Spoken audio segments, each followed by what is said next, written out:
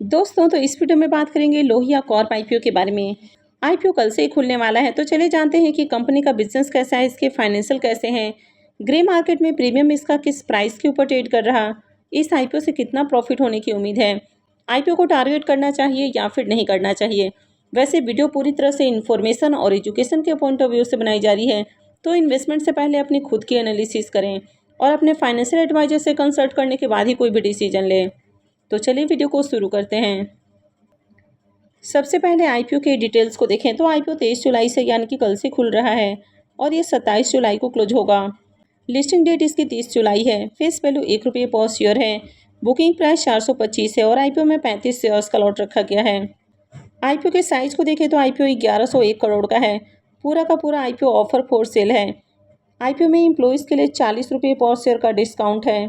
ये main board IPO है। Company BSc और एनएससी के ऊपर लिस्ट होने वाली है। आईपीओ के रिजर्वेशन पोर्शन को देखें तो इस आईपीओ में क्यूआईबीज के लिए 75% का पोर्शन है, रिटेलर्स के लिए 10% और एचएनआईज के लिए 15% का पोर्शन रखा गया है। आईपीओ में 35 शेयर्स का लॉट है। एक लॉट के ऊपर मिनिमम इन्वेस्टमेंट ₹14,875 है। कंपनी के बिजनेस के बारे में बात करें तो कंपनी 2023 में इनकॉर्पोरेट हुई है।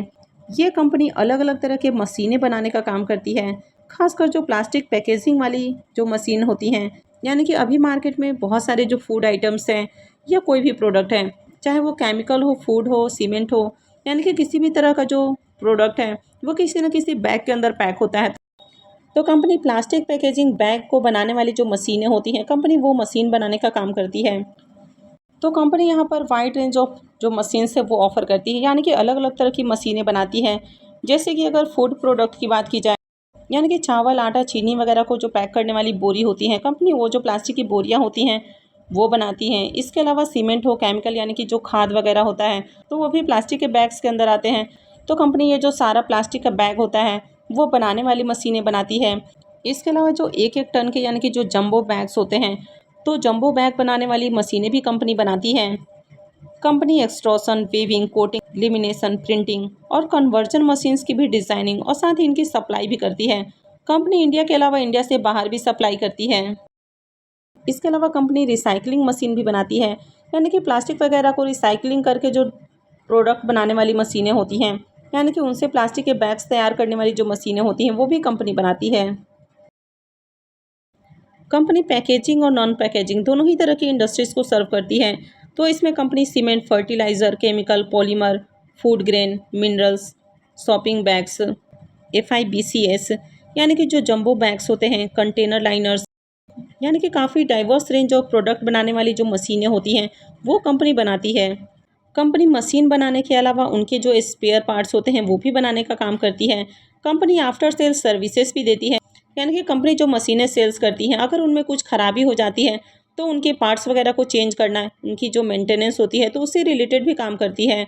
इसके अलावा टेक्नोलॉजी अपग्रेडेशन, यानी कि जैसे जैसे मशीनें पुरानी हो जाती हैं, तो यानी कि जो पुरानी मशीनें होती हैं तो उसमें कुछ अपग्रेड करने की ज़रूरत होती है, तो कंपनी मेंटेनेंस के अलावा उनको अपग्रेड करने का भी काम करती है। ओवन प्लास्टिक पैकेजिंग मशीनरी बनाने वाली कंपनियों में दुनिया के अंदर ये बड़ी कंपनियों में से एक है। इंडिया के अंदर इसका 71 प्लांट है और आउटसाइड इंडिया इसका 56 प्लांट है। कंपनी का हेडक्वार्टर उत्तर प्रदेश के कानपुर में है। वैसे कंपनी का जो बिजनेस है वो इंडिया के साथ ही इंटरनेशनली भी देखने को मिल जाता है। कंपनी के जो इंटरनेशनल ऑफिस है वो ब्राज़ील, रसिया, थाईलैंड, यूएई और यूएसए में भी है। अगर वेयर हाउसेस को देखें तो इंडिया के अलावा यूएसए, यूएई और इसके अलावा 8 और कंट्रीज़ के अंदर इसके वेयर हाउसेस हैं। तो बिज़नेस को देखा जाए तो इनका बिज़नेस काफ़ी अच्छा है। इंडिया के अलावा इंडिया से बाहर भी इनका बिज़नेस है और ये ग्लोबली लार्जेस्ट कंपनियों में से एक मानी जाती है। हालांकि ये जो बिज़नेस सेगमेंट है ये थोड़ा कॉम्पिटेटिव सेगमेंट है, तो ये इसमें एक नेगेटिव है। कंपनी के अगर फाइनेंशियल को देखें तो यहाँ पर कंपनी ने 2 सालों का फाइनेंशियल दिखाया है, जिसमें 25 और 26 का कंप्लीट फाइनेंशियल है। कंपनी के अगर एसेट को देखें तो कंपनी का एसेट इंक्रीज़ हुआ है। 25 में एसेट 967 करोड़ का है, 26 में 1304 करोड़। इनकम को देखें तो फाइनेंशियल 25 में कंपनी का इनकम 1386 करोड़ का है, फाइनेंशियल 26 में बढ़ के 1737 करोड़ हो चुका है, तो इसका इनकम भी इंक्रीज़ हुआ है।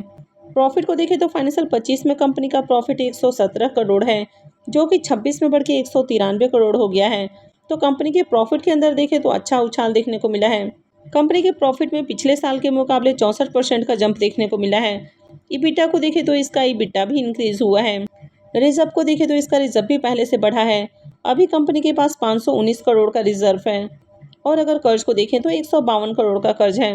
वैसे कर्ज कंपनी का पहले से कम हुआ है और कंपनी के ऊपर ज़्यादा कर्ज नहीं है, लेकिन यहाँ पर मात्र 2 सालों का फाइनेंशियल देखने को मिल रहा है, तो ठीक ठाक फाइनेंशियल है।